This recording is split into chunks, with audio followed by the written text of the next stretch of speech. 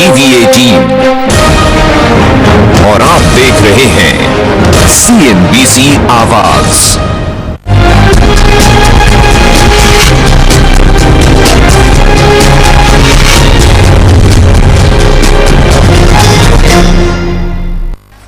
नमस्कार, सीएनबीसी आवाज पर आप सभी का स्वागत है। मैं हूं हर्षदा सावंत और आप देख रहे हैं आपका पसंदीदा स्टार्टअप शो आवाज एंटरप्रेन्योर, जहां हम बात करते हैं भारतीय स्टार्टअप इकोसिस्टम के नए ट्रेंड्स, बड़े मुद्दे और साथ ही नए आइडियाज की। बजट 2021 का ऐलान हो चुका है और इस साल सरकार ने इंफ्रास्ट्रक्चर और स्वास्थ्य पर सबसे ज्यादा खर्च का ऐलान किया है। अगर पिछले साल से ही तुलना करें तो FY 22 में हेल्थ केयर सेक्टर के लिए 137% एलोकेशन बढ़ा है।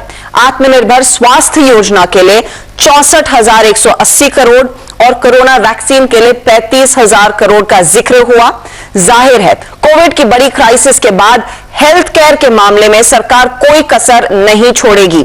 ऐसे में देश की स्वास्थ्य सुविधाएं बढ़ाने में स्टार्टअप्स का कितना बड़ा योगदान हो सकता है, उनके लिए यह कितना बड़ा मौका है, इसी पर हम आज फोकस करने वाले हैं। और आज मेरा साथ दे रहे हैं टाई मुंबई के प्रेसिडेंट अमित मुकीम, गोकी के फाउंडर विशाल गोंडल और मोल बायो के फाउंडर श्रीराम नटराजन। आप सभी का स्वागत है। हम सबने बजट सुना और हम सबने समझा है कि देखिए, हेल्थ केयर सबसे बड़ी प्राथमिकता है और ऑफ कोर्स इंफ्रास्ट्रक्चर कैपेक्स पर बड़ा खर्च सरकार करने को तैयार है। अमित, चर्चा की शुरुआत मैं आपसे करना चाहूंगी। ये नीड ऑफ द आवर थी क्योंकि 2020 में जो क्राइसिस देखने को मिली, जो खामियां थी हेल्थ केयर में, उसको भरने की शायद सरकार अब यहां से आगे कोशिश करेगी और रोड मैप अगले 5 सालों का है। ये कितना बड़ा मौका रह सकता है हमारी nascent health care startup industry के लिए या हेल्थ टेक के लिए? मेरे हिसाब से ये एक बहुत बड़ा मौका और बहुत बड़ी अपॉर्चुनिटी हमारे लिए। और ये इसका एक कारण ये है कि जो हमारे सिटीजन्स हैं उनको अपने हेल्थ का ध्यान रखने की आवश्यकता समझ में आ गई है। ये ऐसा नहीं है कि कोई बीमार पड़े और फिर जाके अस्पताल जाए और फिर उसका इलाज हो। ये एक माइंडसेट होता है खुद का कि अपने सेहत का ध्यान किस तरह रखा जाए, अपनी इम्यूनिटी किस तरह बढ़ाई जाए। और इसमें मेरे हिसाब से आज जो हो रहा है, जो स्टार्टअप्स हैं, जो इनोवेशन हो रहा है, वो बहुत जरूरी होगा लाने के लिए सारे सर्विसेज को, क्योंकि हमारे पास बहुत हॉस्पिटल्स हैं, लैब्स हैं, इंफ्रास्ट्रक्चर है, लेकिन उसके साथ जो टेक्नोलॉजी का मेल भाव होना चाहिए, जो सिटीजन है उनको खुद को बढ़ावा मिलना चाहिए और उसके हिसाब से जो इनोवेशन होनी चाहिए, उसके लिए आज ये बजट में काफी कुछ ऐलान किया है, रिसर्च के हिसाब से और वेलनेस के हिसाब से और इवन इंश्योरेंस के हिसाब से। जी हाँ, इनफैक्ट वो आगे किस तरह के इनोवेशंस पर फोकस किया जाए उसकी हम बात करेंगे। लेकिन मिस्टर नटराजन, मुझे याद है हमने आपसे चर्चा की थी जब कोविड के लिए टेस्ट कराना थोड़ी सी क्राइसिस हो रही थी, फिर आप जैसे प्लेयर्स, माई लैब्स जैसे प्लेयर्स साथ में इकट्ठा होकर वो RT-PCR टेस्ट पर आप लोगों ने काफी काम किया। वेंटिलेटर्स पर हमने देखा है 2020 के साल में स्टार्टअप्स की कितनी बड़ी भूमिका थी वो गैप्स फिल करने के लिए। आप क्या खुश हैं इस बजट में जो 137% एलोकेशन बढ़ा है हेल्थ केयर को लेकर? हाँ, बजट बहुत अच्छा है। हेल्थ केयर के लिए काफी अच्छा बजट प्रेजेंट किया है फाइनेंस मिनिस्टर ने। कुछ भी है, मगर नंबर छोड़ के सबसे ज्यादा मेरे ख्याल से अहमियत इस बात की है कि इस बजट में हेल्थ केयर को अहम मुद्दा बनाया है और उसको एक पिलर ऑफ 6 पिलर में एक पिलर बना के बहुत बड़ा उसको इम्पोर्टेंस दिया है। इससे बहुत स्टार्टअप्स को और वैसे भी इंडस्ट्री को बहुत बेनिफिट मिलेगा। डायरेक्टली बेनिफिट तो हो गया एक नंबर के हिसाब से कि कितना लोकेशन हेल्थ केयर के लिए है और रियल नंबर्स अलग अलग स्कीम के हिसाब से तो निकलती रहेंगी, मगर ओवरऑल जो एक हेल्थ केयर के लिए एक फोकस आया है और वो भी एक होलिस्टिक हेल्थ केयर, जैसे फाइनेंस मिनिस्टर ने बताया कि जिसमें प्रिवेंटिव, क्यूरेटिव एंड वेलनेस तीनों को एक साथ जोड़ के एक हेल्थ केयर सिस्टम के हिसाब से उन्होंने प्रेजेंट किया है। बहुत अच्छा सोच है ये। एंड वैसे भी बजट जो है एक दिशा, गवर्नमेंट की दिशा को सामने लेके आती है। उससे बाकी तो स्कीम्स बजट के बिना भी आ सकती है, पहले भी आई है, बाद में भी आएंगी। जी हाँ। मगर एक दिशा जो गवर्नमेंट ने सेट किया है कि भाई हेल्थ केयर गवर्नमेंट के लिए एक प्रायोरिटी एरिया हो गया अभी। और इसके हिसाब से आगे भी जो भी स्कीम्स आएंगी और आगे के बजट्स आएंगे, सब मेरे ख्याल से हेल्थ केयर में ज्यादा फोकस करती रहेंगी। तो डेफिनेटली स्टार्टअप्स के लिए भी और वैसे भी हेल्थ केयर इंडस्ट्री इंडिया की मेक इन इंडिया आत्मनिर्भर के हिसाब से जी हाँ, एक बूस्टर डोज तो जरूरत थी और मिला भी है। विशाल, जैसे नटराजन साहब कह रहे हैं कि देखिए preventive health care, curative health care and well being का जिक्र किया गया और ये शायद पहली बार होगा कि तीनों को एक साथ जोड़कर सरकार देख रही है। ये कितना बड़ा गेम चेंजर है कि आपको लग रहा है यहां से माइंडसेट बदल रहा है हेल्थ केयर को एड्रेस करने के लिए? की वजह से ये जो कहावत है कि सर्वाइवल ऑफ द फिटेस्ट की नौबत आ गई थी पूरे वर्ल्ड में, और सबने ये देखा कि आपकी जो इम्यूनिटी, ये जो वर्ड है इम्यूनिटी, ये सबसे ज्यादा यूज हुआ है पिछले 6-8 महीनों में, सब घरों में, हर जगह पे, हर टीवी चैनल पे। और इम्यूनिटी आप कोई पिल से नहीं ला सकते। और हमारी government, in fact I have to comment हमारी गवर्नमेंट भी, कि जब उन्होंने मिनिस्ट्री ऑफ आयुष चालू की थी तो ये ऑलरेडी पहले ही सोच रहे थे प्रिवेंशन के लिए। फिट इंडिया मूवमेंट लॉन्च किया था मोदी जी ने 2019 में, वो भी प्रिवेंशन की तरफ ही था। एंड अगर आप देखा जाए तो जो पोस्ट कोविड वर्ल्ड है, वहां सब लोग ये सोच रहे हैं कि जो ट्रेडिशनल हेल्थ केयर सेक्टर था हमारा, वो सिक केयर मॉडल पे बेस्ड है। वो मॉडल है कि आप बीमार होगे तब आप हॉस्पिटल आओगे या प्राइमरी हेल्थ केयर सेंटर आओगे, पर तब तक बहुत लेट हो जाता है आज की डेट में। अगर आपको सच्ची में भारत को और वर्ल्ड को हेल्दी बनाना है तो आपको पहले से प्रारंभ करना पड़ेगा सारी की सारी चिकित्सा, उसे प्रिवेंटिव हेल्थ केयर कहा जाता है। और इंडिया जो diabetics capital, heart disease capital, हर डिजीज का हमें पता है, हमारे पास लाखों करोड़ों लोग हैं जो इनसे पीड़ित है, और ये सारी डिजीज कोमॉर्बिडिटीज बन जाती है। और हमने देखा कि किस तरह कोमॉर्बिडिटीज के जो लोग थे उनका ज्यादा मोर्टालिटी हो रहा था, उनकी ज्यादा डेथ्स हो रही थी। तो क्लियरली जब गवर्नमेंट आपको बता रही है कि वो क्यूरेटिव, प्रिवेंटिव और वेलनेस को कंबाइन कर रही है, वो एक्चुअली आपको ये बता रही है कि फाइनली जो सिटीजन्स है उन्हें अपनी हेल्थ की जिम्मेदारी खुद लेनी पड़ेगी। And that is the big step here, because finally अगर आप खुद अपने हेल्थ में इंटरेस्ट नहीं रखेंगे तो कोई आपको गवर्नमेंट या कोई हॉस्पिटल नहीं बचा सकता है। पॉइंट एक, लेकिन सवाल ये है कि अब ये एक हमने ग्राउंड सेट कर दिया है, अब इसका फायदा कंपनियां कैसे उठा सकती है? बिकॉज हमारा प्रोमाइस इस चर्चा का यही है कि स्टार्टअप्स कई सारे हैं इस सेक्टर में। कुछ मेडटेक कंपनियां हैं जो डिवाइसेस बना रही हैं, कुछ छोटी लैब्स रन कर रही हैं, कुछ गोकी जैसी कंपनियां हैं जो वेलबींग पर फोकस कर रही हैं, अपनी हेल्थ को कैसे मैनेज किया जाए उस पर फोकस कर रही हैं। अमित, आपके एक्सपीरियंस में ये बताइए, इस समय जो शायद विशाल भी कह रहे थे कि प्रिवेंटिव हेल्थ केयर को सबसे ज्यादा तवज्जो दिया जाएगा, then everything will fall in place, क्या वहां पर सबसे बड़ी अपॉर्चुनिटी है? एब्सोल्युटली, मैं ये बोलना चाहूंगा कि इस चीज को 4x3 के डायमेंशन में आपको देखना चाहिए। जो हमारी हेल्थ होती है वो 4 पिलर पे होती है। एक होता है न्यूट्रिशन, जो हम खाते हैं। दूसरा होता है हमारा स्लीप, क्वालिटी ऑफ स्लीप, जो हमारे लिए बहुत इंपॉर्टेंट है हमारे रेस्ट के लिए। तीसरा होता है मूवमेंट या एक्सरसाइज। चौथा होता है मेंटल हेल्थ। और ये चारों चीजों के पीछे मेरे हिसाब से आज के दिन में बहुत अपॉर्चुनिटी है जो कंपनियां इनके लिए ऑफरिंग्स बना सकती है। और इसका तीसरा डायमेंशन ये है जिसको बोलता हूं आई, सी और यू। हालांकि मैं आईसी वर्ड यूज कर रहा हूं, लेकिन एक है इंटरऑपरेबल, कि आज ये कैसे हो कि अलग अलग भाषाएं हैं, अलग अलग स्टेट हैं, उसके लिए ये रेलेवेंट हो, ये बनाना बहुत जरूरी है। दूसरा होता है कंटेंट, कि आज हमारे पास इतना नॉलेज है, कैसे ये कंपनियां इस नॉलेज को उठा के एक तरह से कंज्यूमर्स के पास लेके जाए।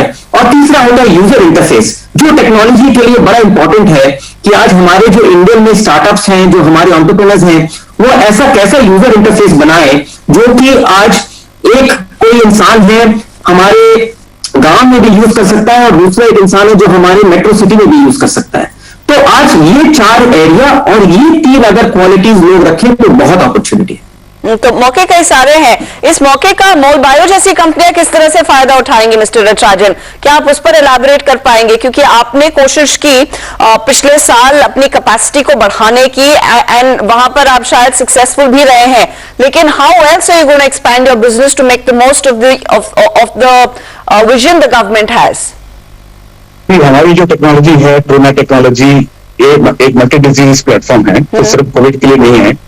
इनफैक्ट ये टेक्नोलॉजी हमने पहले बनाया था बाकी डिजीजेस के लिए, टीबी और डेंगू, चिकनगुनिया जैसे डिजीज के लिए।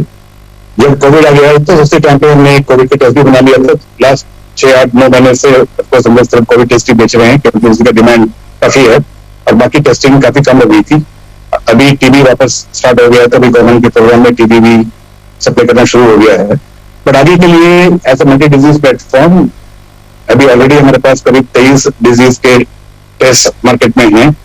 उस पर जोर ज्यादा देंगे इंडिया में भी और ग्लोबली ऑल्सो, और भी डिजीजेस और भी कैंसर मार्कर्स वगैरह भी इसमें ऐड करेंगे अगले साल में। तो करीब 40-50 डिजीज एक ही प्लेटफॉर्म में हो सकता है। सबसे बड़ा हमको एडवांटेज कोविड से मिला है कि नंबर ऑफ यूजर्स काफी बढ़ गए इस टाइम पे। तो कोविड के ही 6-8 महीने में करीब 3000 कस्टमर्स हमारे ऐड हो गए हैं जो हमारी टेक्नोलॉजी यूज करने शुरू, बहुत प्राइवेट सेक्टर में भी और पब्लिक सेक्टर में भी। करेक्ट। तो उसका हम फायदा उठा सकते हैं बाई गिविंग मोर डिजीजेस और डिजीजेस के ऑप्शंस देखे कि भाई कोविड तो ठीक है, हो गया है और चलता भी रहेगा जितना जरूरत पड़े उतना, पर उसके अलावा आप इसी प्लेटफॉर्म में और डिजीजेस कर सकते हैं। तो एक तो हमारे ग्रोथ और आगे का जो बिजनेस है, एक तो इंडिया में भी और ग्लोबली भी टीबी और बाकी डिजीजेस पे फोकस ज्यादा रहेगा। और साथ साथ में हम लोग 2-3 और टेक्नोलॉजीज में काम कर रहे हैं जो भी ये इंटरनेट जैसे पाथ मेकिंग टेक्नोलॉजीज बनेगी फ्यूचर में। सो हमारी R&D जारी रहेगी और हम यही कोशिश करेंगे कि हम जितना ज्यादा हो सके इंडिया में हाई एंड टेक्नोलॉजीज डेवलप करें और इंडिया और ग्लोबली मार्केट करें उसको। इस चर्चा में लेते हैं एक छोटा सा ब्रेक, लेकिन बातचीत जारी रहेगी कि भारतीय स्टार्टअप्स इस हेल्थ केयर टेक्नोलॉजी में किस तरह का बड़ा योगदान दे सकते हैं। आप बने रहिए CNBC आवाज के साथ।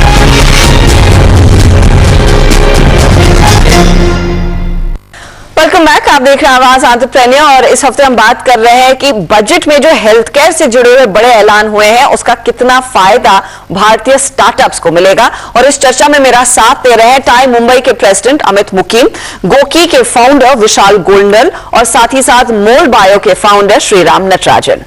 विशाल, आप एक चीज मानते होंगे कि देखिए अब तक जो भी ग्रोथ आई है वो लार्जली गवर्नमेंट पार्टिसिपेशन की वजह से आई। Thanks to Covid private sector भी अब छोटे स्टार्टअप्स के साथ काम कर रहा है। क्या आपको लग रहा है ये सरकारी प्रोक्योरमेंट और भी बढ़ती हुई दिखाई देगी आने वाले साल में या फिर सालों में? और किस तरह से ये तालमेल बिठाया जाए कि छोटे स्टार्टअप्स जो न्यू टेक्नोलॉजी पर फोकस कर रहे हैं उसका फायदा मैक्सिमम मिले, जहां पर प्राइवेट सेक्टर में ये इंट्रोड्यूस हो और ऑफ कोर्स गवर्नमेंट प्लेटफॉर्म्स पर भी? तो हमने देखा है कि 3 कैटेगरीज जो बहुत ज्यादा बढ़ रही हैं। तो first of all definitely government level पे, और हमने देखा कि गोकी का for example adoption police forces में बहुत सारे पुलिस फोर्सेस ने अपने जो पूरे पुलिस कर्मचारी है उनके लिए वेरियस गोकी के डिवाइसेस लिए और हमारे प्लान्स लिए। दूसरा, म्युनिसिपल डिपार्टमेंट्स बहुत एक्टिव थे क्योंकि ये सब फ्रंट लाइन पे थे, तो फ्रंट लाइन वर्कर्स के लिए बहुत ज्यादा फोकस था एंड इसलिए हमने देखा है कि इसका पेनिट्रेशन बहुत ज्यादा बढ़ रहा है। आई मीन क्लियरली हेल्थ सबसे बड़ी प्रायोरिटी होने वाली है हर इंसान के लिए in the coming years and decades to come. Amit, जब हम ऑफ कैम बात कर रहे थे तो आपने मेंशन किया था कि we have a lot to learn from models like Israel. अब इजराइल का एग्जांपल भारत में दिया जाता है, अमेरिका भी लेता है, क्योंकि कई सारी रिपोर्ट्स छपी थी जो कह रही थी कि इजराइल ने कोविड की क्राइसिस को कैसे मैनेज किया और उससे क्या सीखा जा सकता है। अब इजराइल का स्टार्टअप इकोसिस्टम इतनी तेजी से बढ़ा है और अगर हमें वहां से कुछ सीख लेनी है हेल्थ टेक को बढ़ावा देने के लिए, वो क्या पॉइंटर्स आप पिकअप कर रहे हैं? हर्षदा जी, 3 चीजें हैं। एक तो अगर आप देखिए स्टेक होल्डर जो होते हैं हमारे, जो बढ़ावा देते हैं, गवर्नमेंट है, एकेडमिक इंस्टीट्यूशन है, इन्वेस्टर्स हैं और कॉर्पोरेट हैं। इन चारों को एक साथ मिलके इस जो इनोवेशन को है इसको सपोर्ट करना पड़ेगा। आज के दिन इंडिया में क्या होता है, स्टार्टअप्स बनते हैं बट बहुत कम स्टार्टअप्स हैं जो ऐसे मुकाम पे पहुंच सकते हैं जैसे गोकी ने किया है। कई स्टार्टअप्स हैं जिनके पास बढ़िया प्रोजेक्ट्स और प्रोडक्ट होते हैं लेकिन आगे नहीं बढ़ पाते क्योंकि उनको सपोर्ट नहीं मिलता है। तो ये एक इकोसिस्टम बनाना पड़ता है और इकोसिस्टम में ये चारों लोग का बड़ा योगदान इंपॉर्टेंट है।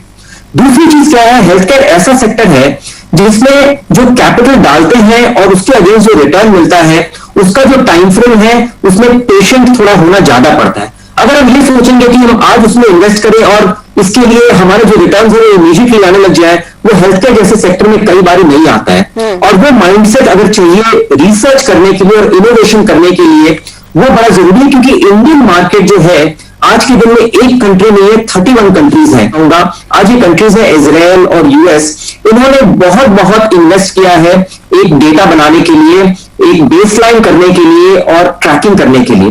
देखिए, कोई भी चीज अगर हम इंफॉर्मेशन नहीं उसको मैनेज नहीं कर पाते हैं, और आज हमारा कंट्री इतना वास्ट है कि उसमें हमें इन्वेस्ट करना पड़ेगा कि कैसे जो डेटा है उसको हम एक साथ लेके आए, उसको देखें, उसके ट्रेंड्स को समझें और उसके पीछे हमारे इंटरवेंशन और प्रोग्राम्स बनाएं। तो उन डेटा ट्रेंड्स के मद्देनजर विशाल, नई अपॉर्चुनिटीज कहां पर रहेंगी? क्योंकि सरकार साफ कह रही है प्रिवेंटिव पर आप फोकस कीजिए, आप क्यूरेटिव पर फोकस कीजिए, वेलबींग पर फोकस कीजिए। अब अलग अलग कंपनियां अलग बिखरी हुई हैं, अगर इस समय किसी को बिजनेस शुरू करना है या फिर शुरू कर चुके हैं और थोड़ा सा और स्केल करना है, मैक्सिमम अपॉर्चुनिटी आपको कहां दिख रही है? हमारा फॉर एग्जांपल जो बुकी वाइटल है, ये 25,000 डेटा पॉइंट्स दिन के कैप्चर करता है आपके बॉडी से। और मुझे लग रहा है कि जैसे वेरेबल टेक्नोलॉजी बढ़ रही है आगे, क्लियरली लाखों करोड़ों डेटा पॉइंट्स सिर्फ एक पर्सन के हम कैप्चर कर पाएंगे। एंड इसके लिए हमें इनफैक्ट लास्ट ईयर CDSCO ने मेडिकल डिवाइस का अप्रूवल भी दिया है, तो we are now the official medical device.